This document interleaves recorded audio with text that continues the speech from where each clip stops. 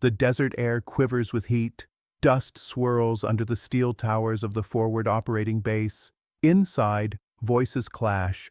Briefing in English, orders in Dari, chatter in Russian intercepted over the comms. A storm of sound, sharp and jagged, pouring through static. At the center of the chaos sits her, a young woman with plain, unremarkable features, brown hair pulled into a severe bun, thin-framed glasses slipping down her nose.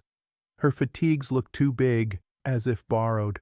On her chest, the unit patch sits stiff and unused, like it's never been tested in sweat or fire. She is quiet, she always is.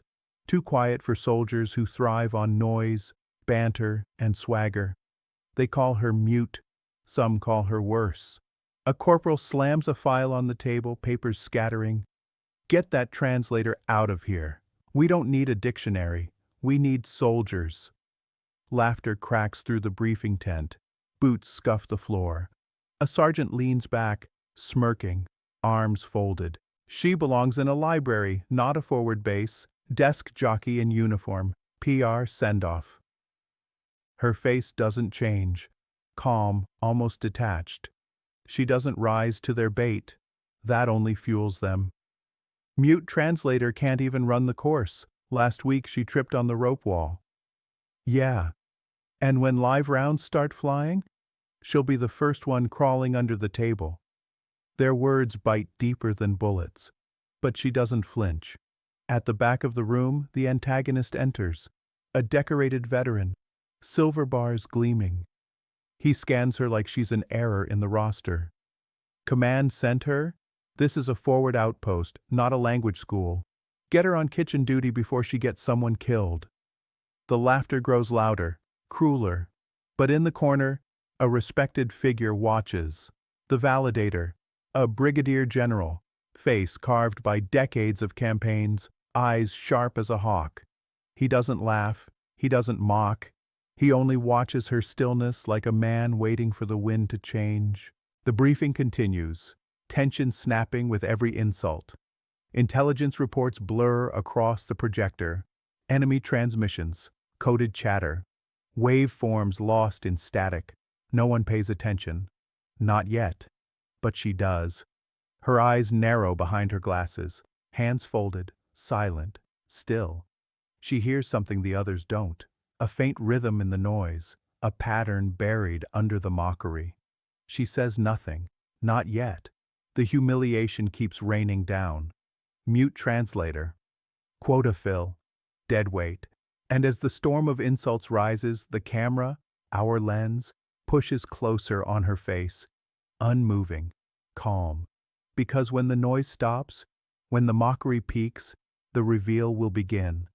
But not yet. For now, she swallows the humiliation, a tide rising in silence. Because silence is where patterns live, and silence is her weapon. The desert sun drops lower, shadows cutting across the forward operating base. The briefing is over, but the insults haven't stopped. They've only sharpened. In the mess hall, she sits alone, spoon silent in her rations. Two privates drop onto the bench across from her. One leans forward, whispering loud enough to sting. Careful, don't choke on the alphabet soup. Pretty sure she's still trying to spell courage. The other chuckles, adding, bet she translates it into 5 languages before she swallows. Their laughter echoes through the crowded hall. She lowers her spoon, sets it down without a word. Her calm unsettles them, but they cover it with louder laughter. Later, on the obstacle course, soldiers run, sweat streaming, boots pounding sand. She climbs the rope net, her glasses slipping, the sun burning her eyes. Halfway up, a staff sergeant blows the whistle, his voice booming over the loudspeaker. Stop wasting my time! Translator down from the net. You'll only get someone killed out here. The entire platoon halts, staring. Phones flash as a few soldiers record, snickering. Look at her, desk jockey in boots. Send her back to grammar school. The laughter is louder this time, a wall closing around her. She doesn't argue. She climbs down, slow, steady, her silence louder than the jeers. Evening. The comms tent hums with static, radios flickering under the desert sky. A transmission bursts through the noise, garbled, foreign, urgent. She tilts her head, listening.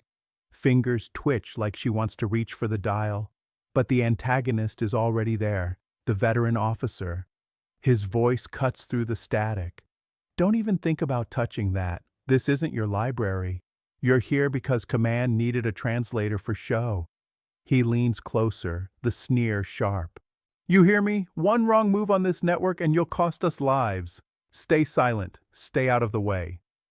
The soldiers around him nod, muttering agreement. She's a liability. A mute in a war zone. The laughter, the contempt, the dismissal, it crescendos like artillery fire. But her face doesn't break.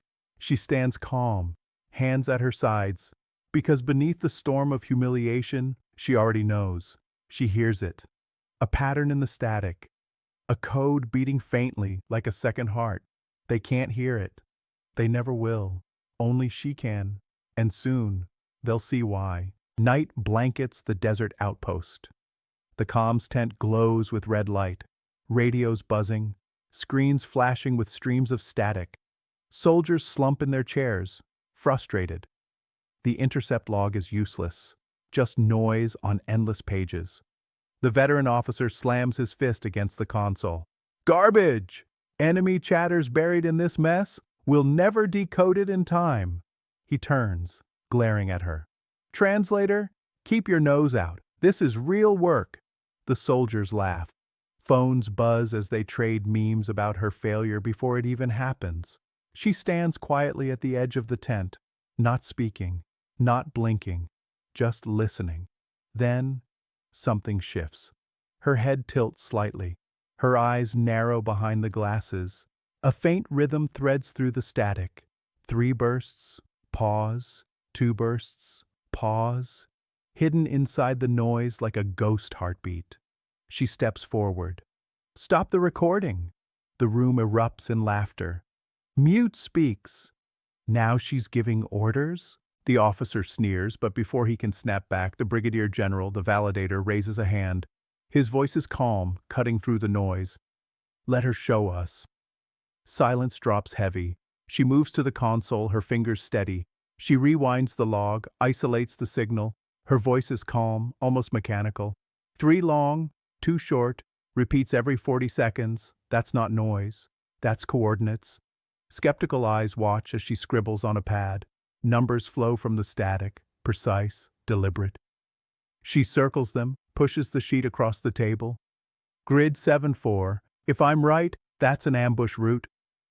The officer snorts. Lucky guess. Static makes patterns if you stare long enough. But the general doesn't move. His jaw tightens. He turns to the map pinned on the wall. Overlays the grid with a steady hand. The room holds its breath. The coordinates line up perfectly with tonight's convoy route. A silence sharper than gunfire slices through the tent. Phones lower, smirks fade. The laughter dies. For the first time, the soldiers don't see a mute translator. They see something else. Not yet the whole truth, but enough to make them uneasy. Because in the static, she hears what they can't. And what she hears could save or doom them all. The base is tense now. The night air feels heavier, as if the desert itself is holding its breath. Inside the comms tent, soldiers crowd around. No one laughs anymore, but disbelief still hangs thick. The veteran officer crosses his arms, scoffing. Coincidence. Noise tricks the ear. She just guessed. The general's gaze sharpens. Then let's test her. A fresh intercept streams in. Jagged bursts of static and broken words. The operator shakes his head. Unreadable. Total garbage. She leans closer, adjusts the dial 0.5 millimeter, and closes her eyes. Her voice cuts through the static. Listen, bursts at 12-second intervals. That's not random. It's call and response. Her fingers scribble across the notepad, marking symbols. She points to the screen. Enemy units are confirming weapon delivery. Tomorrow. 0500 hours. Same grid. The room stiffens. Soldiers exchange uneasy glances. A lieutenant whispers, How the hell did she pull that out? The officer snarls, unwilling to yield. Static? Coincidence again? The general nods slowly. Give her the backlog. Stacks of intercept sheets slam onto the table, weeks of indecipherable chatter. Dozens of analysts have failed.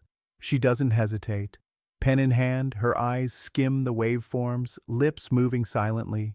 In minutes, she circles a sequence, taps it twice with the pen. This isn't gibberish, it's layered frequency hopping. Shift the baseline 2 kilohertz and it clears.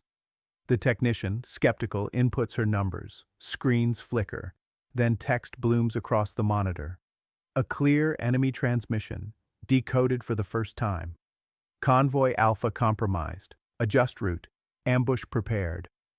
Gasps ripple through the tent. Weeks of failed work. Broken open in seconds. The officer's face drains of color. His sneer falters. That's not possible. The general steps forward. His voice is low, steady, but every syllable cuts like steel. It is possible, because she's not just a translator. He turns to the soldiers, his eyes blazing. She's signals intelligence, trained to pull order from chaos, classified clearance, ghost section. A hush falls, heavy and absolute. Phones lower. No one dares laugh. The young woman stands calm, glasses slipping down her nose, pen still in hand. The humiliation is gone. Respect begins to rise. The desert wind howls outside the tent, rattling canvas and metal poles. Inside, silence grips every soldier. The decoded message burns across the screen like a live wound. The veteran officer's jaw clenches. He forces a laugh, thin and brittle. Even if she's right, what can one desk jockey do about an ambush? The general doesn't answer. He turns to her. You have the floor. She steps forward, calm as stone. Her voice is steady, clipped, every word deliberate. They're moving. Frequency hop confirms 3 units. 5 trucks. They'll strike Convoy Alpha at dawn. But there's a blind gap in their comms. If we reroute through Canyon 7, the ambush collapses. The technician scrambles, overlays her grid on the map. The path snaps into place, perfect, a counterstrike born from noise. The officer's sneer crumbles into ash. Around him, the soldiers who mocked her stare wide-eyed. No one moves, no one speaks. She adjusts her glasses, the faintest flicker of resolve in her eyes. For hours, you called me a mute, a fraud, Deadweight. She lifts the intercept log, slams it down. The sound cracks like a rifle shot. But tonight, your lives hang on my silence. The tent is frozen. The general nods once, solemn. The soldiers bow their heads, and in that moment, the underdog isn't underdog anymore. She is the signal inside the noise. 3 words fall like a blade.